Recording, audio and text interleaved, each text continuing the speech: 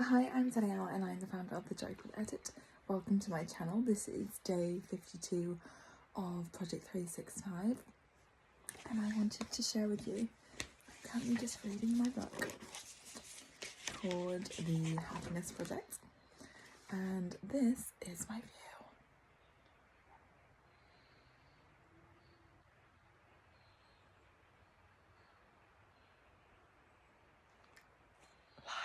And it's so peaceful.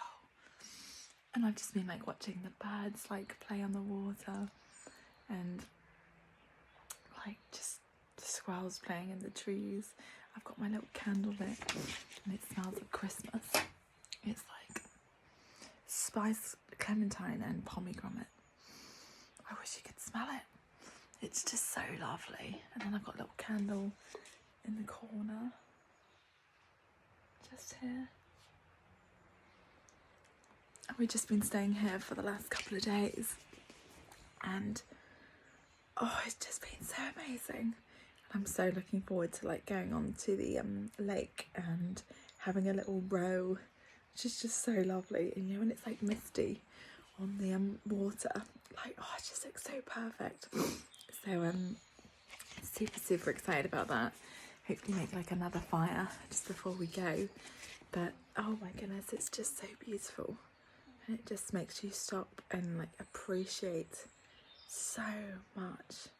And I think just having that moment just to relax and reconnect. I haven't thought about any of the things that has been stressing me out. That's just, no, it's nature has that power, doesn't it, just to transform you and settle your mind.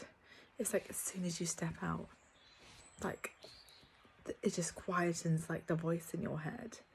It's just amazing. And I've been reading this book called The Happiness Project by Gretchen. And it's really interesting. There's the premise of the book is, and how it came about, is she was on a bus and she was looking at this woman, and she had her child in the pram. She was on the phone and she was trying to have her umbrella up, and she just looked all chaotic and just an absolute mess, just so stressed out. And in that moment she realized, oh my goodness, I am this person. And she started to question her life, and just realized that she wasn't necessarily as happy as she could be, and she felt a bit of a void, and was is this actually my life? Is this it? And she had a great husband, she had 2 beautiful young kids, she was living in New York City doing a job that she loved, but she had a bit of a longing for something else. And I think that's so true for so many of us, that we can have all the things that we say that we want, and when we finally get them, it doesn't really fill that void. And I think that's so important for us to recognize, because in the book she's oh my goodness, I'm not as happy as I thought I was. And it's not to say that she doesn't want all those things, that she needs to break up with her husband, or she doesn't want to be a mum. It's just recognizing that there's things that we can do to make us more happier. Because there's a study, and it's just gone through a one from around the world, where everyone states that the one thing that they want in their life and the one thing they want for their kids is happiness. It's if we all want happiness, then why are we not all doing something that makes us happy? Why is happiness just something that's fleeting, or something that we just get when we go on holiday, those type of things? And she embarks on this 12-month journey where she, before she takes on the project, she really thinks about the things that makes her happy, and then she applies that to every month she does something new for the next 12 months, and embarks on her own happiness journey. And I'm just I'm so excited to read more, because it just really interests me.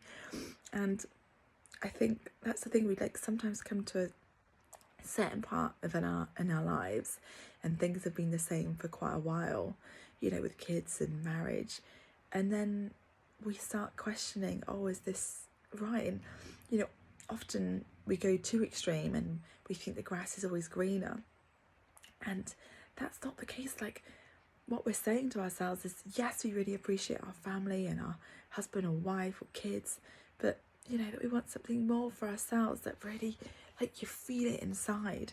And I really want to quickly find like a little quote that I just read, if I can find it, and it was just basically saying how, like, with the feelings of happiness. It's from A.E. Huseman, who wrote that he could no more define poetry than a terrier can define a rat, but that he recognised the object of the symptoms it invokes.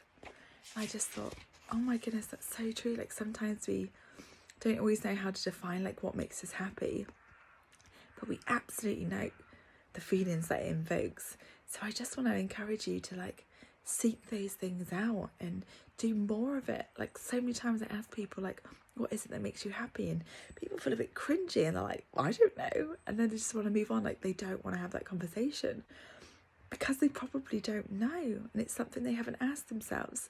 So I'm asking you, what is it that makes you truly, truly happy? And how often are you doing these things? Is it something that you're seeking on a daily basis? And if not, start doing it now, because life passes us by so quickly, and we can start by just doing all these things that just bring us the most amount of joy and happiness. And it's all possible. So just think about that and think and ask yourself, like, how happy are you truly? And you can still be happy with your family and your kids, but it's like, you know, the day to day, like, are you doing things that really make you feel alive and joyful and also at peace? Because again,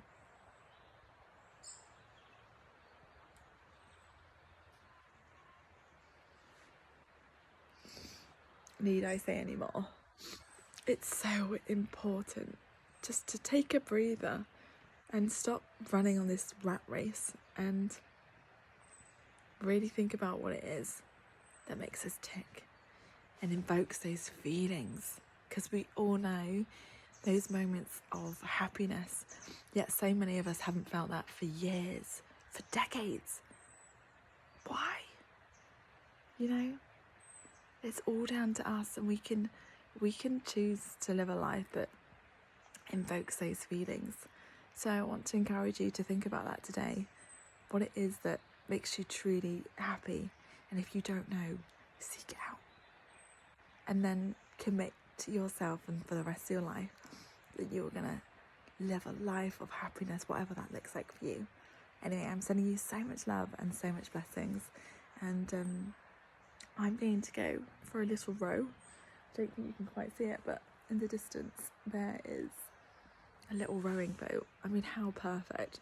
This guy just had all this land and just wanted to create a calm, tranquility place for his family, and it's just amazing, just so peaceful. And yeah, I'm starting to think I need a lake. I've told Dan that he's not okay. But yeah, I'm sending you so much love and so much blessings. I hope you have a wonderful day. This hot water bottle is an absolute life changer, and until then,